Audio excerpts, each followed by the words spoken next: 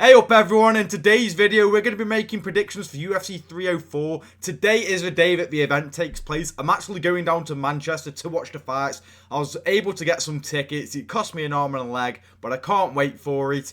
I'm going to have to rush this video. I'm like racing against the clock right now, so it might be a short one. I really need to get things going because I need to go to sleep because the UFC have fucked us over by doing it so late. Just to let you all know, I'm not making predictions for every single fight on this card, simply because I'm a casual now. I never used to be, but now I am. I will admit that. I don't know every single fighter on this card. So for the fights I don't really know too much about or can't really give much input on, there's no point me really saying anything at all. But to start off, I've got to start with Pineda V Kape and Mokaev.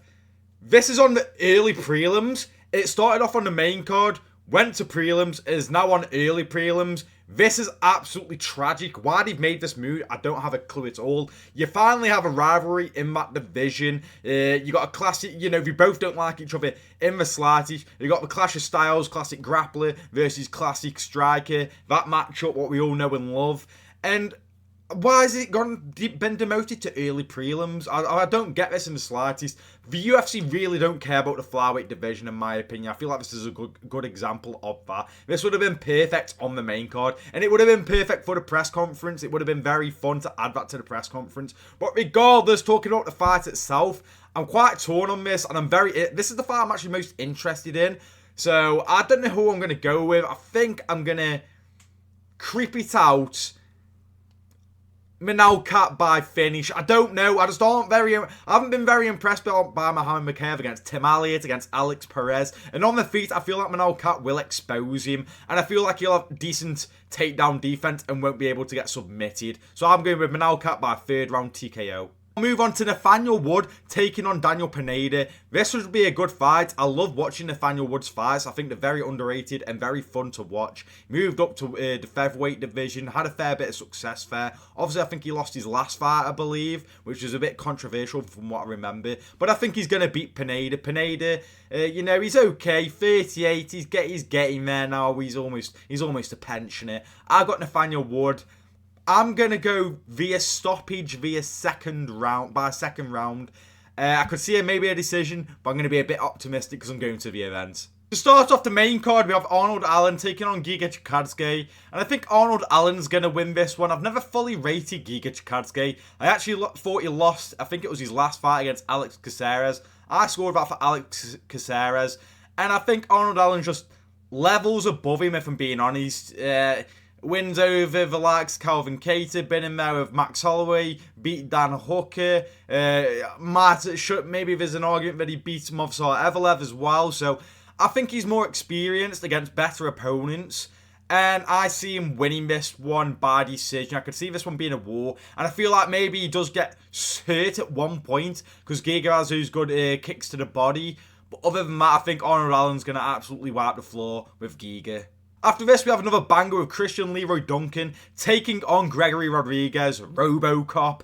I really do like this fight. I think it's guaranteed violence. I don't know who wins. I think I'm gonna go with the Brit. I'm gonna go with Duncan, but I don't know.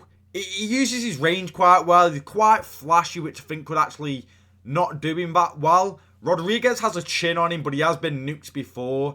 And he hits like a truck. He actually has good grappling as well, which could make it a lot more interesting if he wants to go down that route to get the victory. But I think it's going to be a slugfest, and I think I can't keep going with the Brits. I actually like Robocop a lot as well, so I'm going to go with Gregory Rodriguez here. I'm going to mix it up. I do think I can catch him. This is quite a hard one to choose from.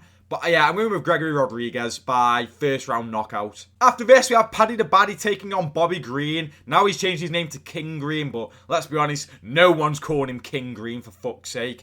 But I'm going with Paddy. This is another fight I've been iffing and ahhing about. I don't really know. I think everyone knows Bobby's got the better hands. That's quite evident. Paddy has the better grappling. However, Bobby Green's quite a decent defensive grappler. And I don't know. I don't know. I think Paddy will actually tag, Bobby. I think he's going to try it on the feet, but then I think Bobby's going to hurt Paddy quite a bit in the first round. Like maybe a flash knockdown, something along those lines. Then Paddy realises, oh shit, right, let's just stick with the grappling now. Let's not try and strike with this guy. And then he's able to grind out maybe a close decision win. I think Paddy the bad decision. I can see it being quite close and maybe controversial, like the Jared Gordon decision. We then have the co-main between Tom Aspinall and Curtis Blaydes, and I'm low-key a bit scared. I think Tom Aspinall's going to win by first round knockout, but I am quite scared. I just think Blaydes, he's very well-rounded. He's quite a bad style for Tom, stylistically. And I don't know, but I also keep thinking back that Curtis Blaydes always seems to drop. He bottles it every big opportunity against Derek Lewis, against Ngannou twice, against Pavlovich. You know, Pavlovich, a guy who, when he last lost, was against Overeem. It was all to do with grappling. Blaydes, a grappler, didn't think to use his grappling. He tried to strike with Pavlovich, and we saw how that ended. And I think if he tries to strike with Aspinall, we'll see how that ends, you know. I think Aspinall's is going to come back into this one. I think he's going to be in tip-top shape. I think he's going to put on a performance that makes people start talking about John Jones being scared of him again. I think he's going to get Curtis Blaydes out of it in the first round. And then we have the main event between Leon Edwards and... I can't remember his name. I'm taking the piss. Sorry, that was an awful joke. Belal Muhammad. Yeah, I actually aren't sleeping on Belal that much. I've seen a lot of people saying, easy for Leon. I don't think that's the case. I really don't. I think Leon's going to win.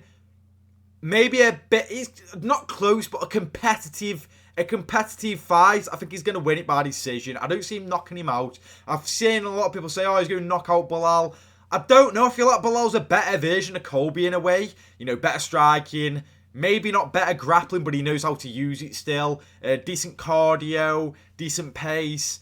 I think he will try and go on the front foot. I think both of them are going to try and go on the front foot, which will be interesting.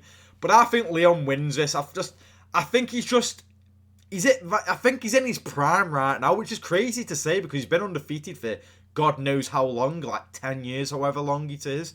So it's quite crazy to say that, but I feel like since he's become champion, he's got this like confidence boost where he doesn't mind putting himself in the fire a bit more. I'm not saying he completely does because, you know, I'm contradicting that with the Colby performance. But it wasn't like, I don't think that was Leon's fault. It was Colby who was just, you know, wasn't really doing anything. Leon just did what he had to do and was comfortable with doing that.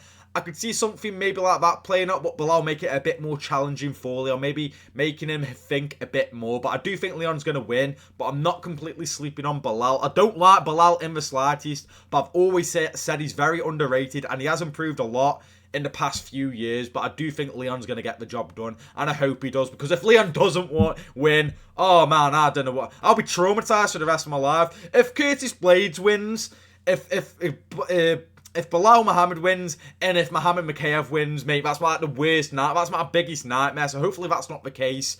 But yeah, I think Leon's going to win by decision. And overall, I think the card's going to be half decent. I think the atmosphere is going to be great. I think everyone knows that when it comes to the UK crowds. It's going to be an electric atmosphere. I can't wait to be involved. It's my first time going to a UFC event. I really can't wait for it. I need to get some sleep because, again, it's happening so late, which is a ball ache. But whatever. But I can't wait for this one. Thank you for watching the video. Go away.